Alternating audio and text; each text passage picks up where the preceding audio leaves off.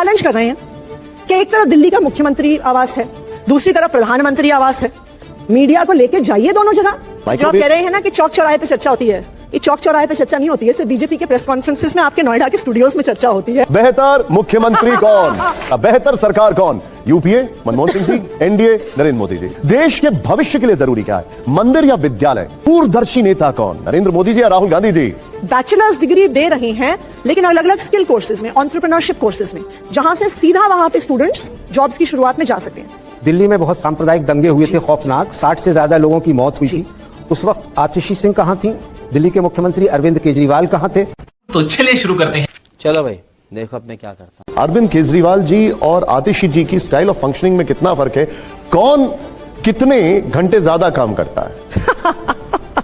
देखिए, कौन कितने घंटे ज्यादा काम करने का ये कंपटीशन नहीं है। हमारे देश के नेताओं ने इसको ये कंपटीशन बनाया है। सवाल ये नहीं है कि कौन कितने घंटे काम करता है, सवाल ये है कि अगर दिल्ली की जनता ने हमें चुन के भेजा है, देश की जनता ने हमारे देश के प्रधानमंत्री को चुन के भेजा है, तो जिन लोगों ने हमें चुन के भेजा है, मैं चाहे 10 घंटे काम करूं, 16 घंटे काम करूं, 24 घंटे काम करूं, मुझे उनको डिलीवर करना है, मुझे उनकी जिंदगी बेहतर बनानी है। अगर वो 6 घंटे काम से हो जाता है तो बहुत अच्छी बात है, अगर उसके लिए 18 घंटे काम करना पड़े तो 18 घंटे काम करेंगे, लेकिन फाइनली आउटकम हमें देखना पड़ेगा कि हमारे शहर के, हमारे देश के बच्चों को अच्छी एजुकेशन मिल रही है कि नहीं मिल रही है। अगर नहीं मिल रही है तो 18 घंटे काम करने का भी कोई फायदा नहीं है। बात तो सही है। हमारे देश के युवाओं को नौकरियां मिल रही हैं कि नहीं मिल रही हैं। अगर नहीं मिल रही हैं तो 20 घंटे काम करना और 3 घंटे सोने का भी कोई फायदा नहीं। सो हमें अपने नेताओं को उनकी डिलीवरी से, कि वो क्या काम करके दिखाते हैं, उससे हमें जज करना होगा। यही नहीं, अभी और सुनिए। अब आप ही मुझे बताइए, एनसीपी के वो नेता जिनके बारे में प्रधानमंत्री नरेंद्र मोदी जी ने कहा था कि हम उन्हें जेल में डालेंगे और वो चक्की पीसेंगे, चक्की पीसेंगे, उन्होंने अपनी एक लाखों लोगों की रैली में ये कहा था। आज वही लोग, कोई डिप्टी चीफ मिनिस्टर है महाराष्ट्र में, कोई फाइनेंस मिनिस्टर है महाराष्ट्र में। समझ रहे हो? क्यों प्रफुल्ल पटेल के खिलाफ केस खत्म हो गए जैसे वो भारतीय जनता पार्टी में चले गए? क्यों एनसीपी के छगन भुजबल, जिन पे महाराष्ट्र सदन स्कैम, इरिगेशन स्कैम, सारे केसेस, आपको पता है ईडी ने जाके, सीबीआई या ईडी ने जाके बॉम्बे हाईकोर्ट में एक केस चल रहा था छगन भुजबल के खिलाफ 10 सालों से। जैसे ही वो भारतीय जनता पार्टी में शामिल हुए, ईडी ने जाके कहा कि हमें केस बंद करना होगा क्योंकि हमारी फाइल खो गई है। ये गड़बड़ है बाबा। अब आप बताइए, नहीं, लेकिन आपकी पार्टी पर अब एक और मुसीबत जो आ रही है वो ये है कि एलजी के बाद गृह मंत्रालय ने भी परमिशन दे दी है कि मनीष और अरविंद जी के ऊपर मनी लॉन्ड्रिंग का केस चलाया जाए। भारतीय जनता पार्टी आम आदमी पार्टी के नेताओं पे 1 नहीं, 2 नहीं, 3 नहीं, हजारों केस चला ले, लेकिन मैं दावे के साथ कह सकती हूं कि वो कितने भी केस चला लें, कितनी भी जांच कर लें, आम आदमी पार्टी ने ना कभी 1 रुपए का भ्रष्टाचार किया है, ना हम 1 रुपए का भ्रष्टाचार करेंगे। इनको कोई भी सबूत नहीं मिलने वाला है, ये कितने भी केस करें। अभी कुछ दिन पहले दिल्ली में मेट्रो का एक इनॉग्रेशन था, तो वहां पे प्रधानमंत्री जी ने बोला कि हमने 10 साल में पूरे देश में 1000 किलोमीटर मेट्रो की लाइन बनाई है। उस 1000 किलोमीटर में से 450 किलोमीटर मेट्रो की लाइन दिल्ली में बनी है। क्यों? क्योंकि दिल्ली सरकार ने 7,500 करोड़ का उसमें इन्वेस्टमेंट किया। तो केंद्र सरकार और दिल्ली सरकार ने मिलकर दिल्ली में ये मेट्रो बनाई है। तो इसलिए ये जो आरोप है कि हम सिर्फ लड़ते हैं, हम सिर्फ झगड़ते हैं, जहां पर भी दिल्ली के विकास के लिए काम करने की जरूरत है हम करेंगे। अगर कल को दिल्ली के विकास के लिए लड़ना भी पड़े वो भी हम जरूर करेंगे। शाबाश बेटा, पहले मैं वो वीडियो दिखाना चाहूंगा। मुख्यमंत्री आवास को लेकर बीजेपी ने कई गंभीर सवाल उठाए, दिखाइए जरा।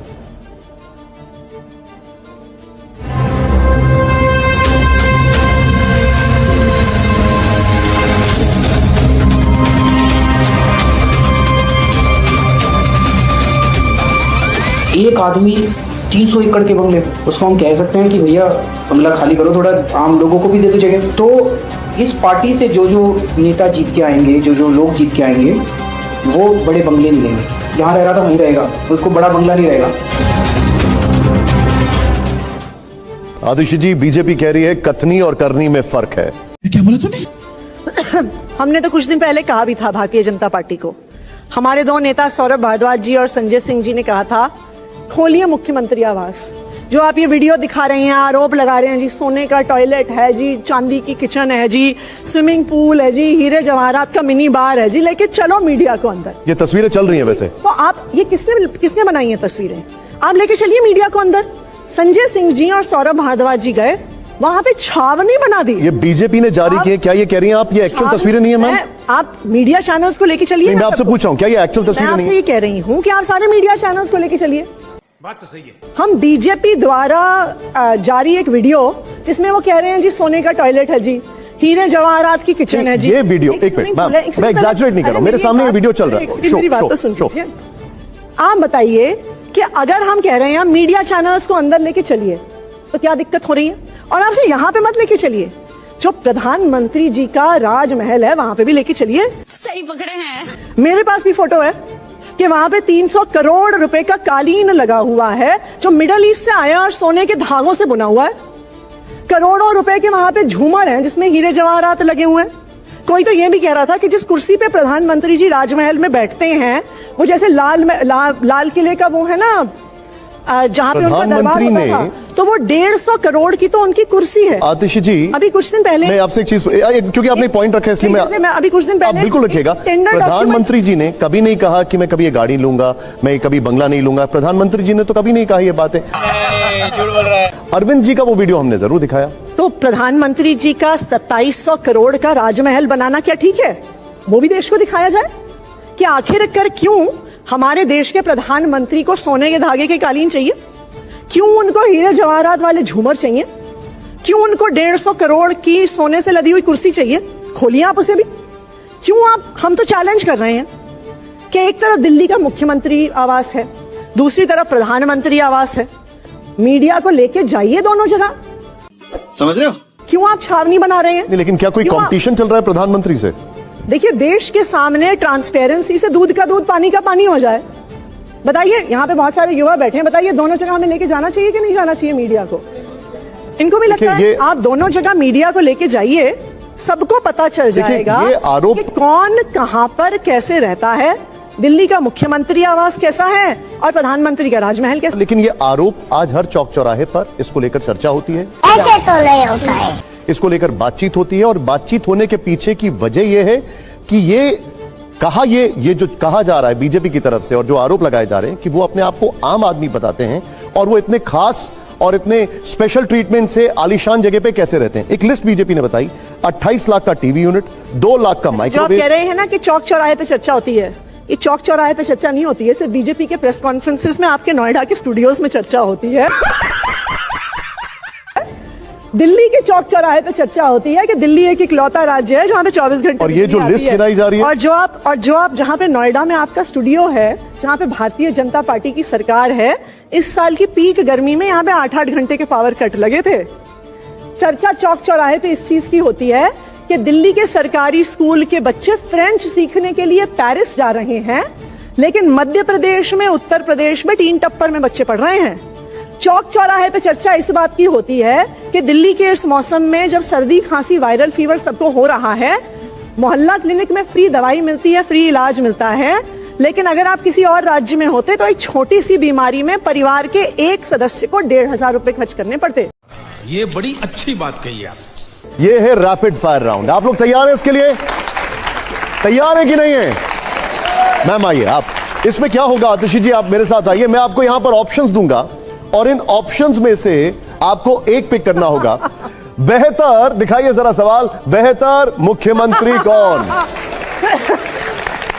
देखिए, आपको तो बताइए क्या कहने वाली हूँ। बेहतर मुख्यमंत्री अरविंद केजरीवाल जी हैं। उन्होंने 10 साल में जो करके दिखाया है दिल्ली में, मुझे लगता है कि 75 सालों में इस देश के इतिहास में शायद ही कोई ऐसा मुख्यमंत्री होगा जो अचीव कर पाए जो अरविंद केजरीवाल जी ने। अच्छा, मुझे एक बात बताइए, आपके परिवार वालों की पसंद कौन है, ये है या वो है मुख्यमंत्री के तौर पर? देखिए, अब मैं उनकी बेटी हूं तो एक चीज है, पर मेरी मम्मी अरविंद केजरीवाल जी की बहुत बड़ी फैन है। ठीक है, चलिए जोरदार तालियां हो। अगला सवाल प्ले करिए हमारा। अगला सवाल जो है ये थोड़ा डायनामिक है, थोड़ा बड़ा पिक्चर में है। देखिए जरा, बेहतर सरकार कौन? UPA Manmohan Singh ji, NDA Narendra Modi ji. देखिए, इसमें तो बहुत क्लियर है। अगर आप सारे आंकड़े देखिए, बेरोजगारी के, आप आंकड़े देखिए, भारत पर कैपिटा इनकम पे कहाँ खड़ा है, हमारे युवाओं के पास नौकरियां हैं कि नहीं, शिक्षा है कि नहीं। देयर इज नो डाउट कि मनमोहन सिंह जी की सरकार ने बेटर परफॉर्म किया सही पकड़े हैं देन द करंट एनडीए। बहुत सिंपल है मैम। पसंदीदा राजनेता का क्रम, नेताजी मुलायम सिंह जी, लालू प्रसाद यादव जी, शरद पवार जी, अटल बिहारी वाजपेयी जी, पहले से चौथे तक, इन दी ऑर्डर ऑफ चौथे। Your favourite. देखिए, मैं सबसे पहले नंबर पे तो अटल बिहारी वाजपेयी जी को डालूंगी। ओके। डिग्निटी और ग्रेस और सारी पार्टियों को साथ लेके चलने की जो राजनीति है, उसमें वो शायद पहले उस पे आते हैं। यही नहीं, अभी और सुनिए। दूसरे स्थान पे मैं शरद पवार जी को डालूंगी। ओके। क्योंकि आज के दौर में भी लोगों को साथ लेके चलना, बहुत सारे जो दल वगैरह महाराष्ट्र में भी देखिए, शरद पवार जी ने जो अपनी विचारधारा मानी, उसके लिए वो बहुत सारे लोगों से डिफरेंसेस को ब्रिज करते हुए साथ काम करने को तैयार थे। हम सब जानना चाह रहे हैं तीसरा और चौथा। तीसरे नंबर पे मैं मुलायम सिंह यादव जी को डालूंगी, क्योंकि मैंने उनके बारे में सुना है, मैं बहुत फेमिलियर तो नहीं हूं, कि समाजवादी पार्टी के नेताओं को, विधायकों को, सांसदों को वो एक ही चीज कहते थे कि जमीन पर रहो, लोगों से जुड़े रहो, वो सबसे इंपॉर्टेंट है। बात तो सही है। क्योंकि आखिरकार हम जनप्रतिनिधि हैं। हम अगर एसी कमरों में बैठकर अपनी राजनीति करेंगे तो हमें क्या पता होगा कि एक आम इंसान का दुख दर्द क्या है। तो तीसरे नंबर पे उन्हें डालूंगी और चौथे नंबर पे लालू प्रसाद यादव जी को डालूंगी। अब ये देखिए, बड़ा अजीब सी बात है, अरविंद जी यहां तक कहते थे कि नेताजी यानी मुलायम सिंह जी और लालू जी के संसद में होने पर आपत्ति है, शरद पवार जी को वो करप्शन से जोड़ते थे, बट नेवरदलेस। अब भविष्य की बात करते हैं, क्या आप लोग तैयार हैं? अब भविष्य का सवाल, और ये सवाल बड़ा इंटरेस्टिंग है मैम, आप इसको देखिएगा, इसको प्लीज पास मत करिएगा, दिखाइए। ये हमारा अगला सवाल जो है, देखिए, वैसे अभी तक आपने सारे सवालों के जवाब बड़े अच्छे से दिए। देश के भविष्य के लिए जरूरी क्या है, मंदिर या विद्यालय? ओ भाई, मारो मुझे, मुझे मारो। नहीं, ये मजाक हो रहा है, एक सेकंड यार। देखिए, दोनों जरूरी हैं। मुझे लगता है कि ये अगर हम कहते हैं कि इनके बीच में चूज करना है, वो सही नहीं है। ये इसलिए सही नहीं है कि चाहे मंदिर हो, चाहे किसी भी धर्म का आस्था का स्थान हो, मंदिर हो, गुरुद्वारा हो, मस्जिद हो, गिरजाघर हो, आस्था लोगों के जीवन में उन्हें अच्छे इंसान बनाने में एक बहुत महत्वपूर्ण भूमिका निभाती है। हम बहुत सारे सही डिसीजंस भगवान का नाम लेके लेते हैं। तो अगर आप मुझे कहें कि आप धर्म को किसी की जिंदगी से बाहर हटाएं, उसे कम आंखें ज्यादा आंखें, तो भगवान की, धर्म की, मंदिर की, गुरुद्वारे की, मस्जिद की बिल्कुल हमारे देश में, हमारे जिंदगी में एक बहुत महत्वपूर्ण स्थान है। उसी तरह विद्यालयों का भी बहुत महत्वपूर्ण स्थान है, क्योंकि अगर हमारे देश को आगे बढ़ना है तो वो सिर्फ और सिर्फ शिक्षा से बढ़ेगा। ये बड़ी अच्छी बात कही आप। इसलिए विद्यालयों का भी उतना ही महत्वपूर्ण स्थान है। देखिए, अब यहाँ पे मैं कहूंगी कि दोनों ही चीजों को आप अलग नहीं कर सकते। लास्ट सवाल इस सेगमेंट का ये है, दिखाइए जरा, दूरदर्शी नेता कौन, नरेंद्र मोदी जी या राहुल गांधी जी?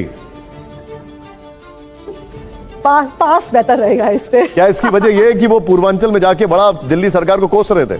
क्या बोले तुम? मुझे लगता है कि नेताओं पे व्यक्तिगत टिप्पणी करना ठीक नहीं है। ठीक है, आइए। अब मैं हमारे इनके दोनों के क्रिटिसिज्म्स हैं, तो कुछ ना कहना। पहले जोरदार तालियां हो इस राउंड के लिए। मैम आइए, प्लीज आइए, प्लीज। अब मैं सीधे चलूंगा मनीषा मैम के पास। तो एक आप ये बताइए कि आगे तो स्कूल तक आपने किया, आगे की क्या तैयारी है? और कहीं ऐसा नहीं लगता मुख्यमंत्री का मतलब हम लोगों के लिए है एक कलम चलाए और तस्वीर बदल दे? तो ये बंगला जो है, एक कलम चलाइए और इनको youth hostel, coaching centre, career counselling, BPSC की कोचिंग, यूपीएससी की कोचिंग, ऑक्सफोर्ड की कोचिंग, आईआईटी की कोचिंग कर दीजिए। सारे प्रॉब्लम, सवाल ही क्यों कैमरे वालों को ले जाती हैं? कलम से सवाल खत्म कीजिए और वो ही कीजिए मुख्यमंत्री की कुर्सी पे जो कालकाजी में आपने युवाओं के साथ किया। रुको जरा, सब्र करो। देखिए, मैं सबसे पहले कहूंगी कि ये बात सही है कि स्कूलों पे हमने बहुत मेहनत करी है, पर एक्चुअली कई बार मुझे लगता है कि हम शायद हायर एजुकेशन में जो हमने काम किया उसकी बात हम थोड़ी कम करते हैं, हम स्कूलों की बात थोड़ी ज्यादा करते हैं। सबसे पहले तो हायर एजुकेशन का भी बहुत एक्सपेंशन हुआ है। जब हमारी सरकार बनी थी तब आप मान लीजिए 83-84,000 सीट्स दिल्ली के ITIs में और यूनिवर्सिटीज में थी। आज वो आंकड़ा 1,55,000 पे पहुंच गया है, ऑलमोस्ट डबल हो गया है। इसके अलावा यूनिवर्सिटीज में भी हमने कई इनोवेटिव चीजें करी हैं। 3 बिल्कुल नए तरह की यूनिवर्सिटीज, जैसे हमने एक Delhi skill and entrepreneurship university बनाई, क्योंकि जो सवाल आप स्कूल के बाद पूछ रही हैं, बहुत सारे युवा ग्रेजुएशन की डिग्रीज इकट्ठी कर लेते हैं। ये सवाल ग्रेजुएशन के बाद भी बना रहता है कि जी हमने बीए कर ली, हमने बीकॉम कर ली। तो हमने एक Delhi skill and entrepreneurship university की भी शुरुआत करी, यही नहीं, अभी और सुनिए, जिसमें हम बैचलर्स डिग्री दे रहे हैं, लेकिन अलग अलग स्किल कोर्सेज में, एंटरप्रेन्योरशिप कोर्सेज में, जहां से सीधा वहां पे स्टूडेंट्स जॉब्स की शुरुआत में जा सकते हैं। पर जो प्रोजेक्ट मैं कहूंगी मेरे दिल के सबसे करीब है, वो है कि हमने अपने स्कूल के स्टूडेंट्स को और अब कॉलेज के स्टूडेंट्स को भी स्टार्टअप शुरू करने के लिए इंस्पायर किया। अगर आप देखिए कि हमारे देश के युवाओं की जो सबसे बड़ी बीमारी है ना, और वो बीमारी हमने ही उनको दी है। जैसे वो छोटे होते हैं ना, हम उन्हें कहते हैं अच्छे से पढ़ाई लिखाई करो और अच्छी नौकरी करना, पढ़ाई लिखाई करो और अच्छी नौकरी करना, और उससे भी बेहतर है सरकारी नौकरी आपने करना। जो बात बताई है बिल्कुल स्टार्टअप safe पे, मैं क्विक सर्वे कर लेता हूं। आप लोग खुश हैं जो स्टार्टअप का ये नया अप्रोच किया जा रहा है ओवरऑल, राइट और यस और नो? बात तो सही है। कुर्बान जी आपसे सवाल। आतिशी जी, आपको फरवरी 2020 याद है? जी, क्या हुआ था? फरवरी 2020 में कई चीजें हुई थी।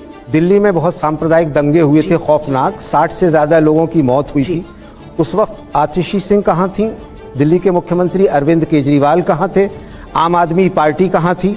आप कह सकती हैं कि दिल्ली पुलिस आपके हवाले नहीं थी, तो क्या आप लोगों को शांति मार्च करने और दंगा पीड़ितों की मदद करने से भी किसी ने रोका था? और दूसरा सवाल मेरा यह है कि राष्ट्रीय स्वयंसेवक संघ जो अब 100 साल मनाने जा रहा है, जिसके समर्थन से केंद्र में सरकार है, उसके बारे में आपकी आम आदमी पार्टी की क्या राय है? रुको जरा, सब्र करो। देखिए, इसमें सबसे पहली बात तो ये आपने भी बिल्कुल सही सबसे पहले कही कि दिल्ली पुलिस हमारे पास नहीं है।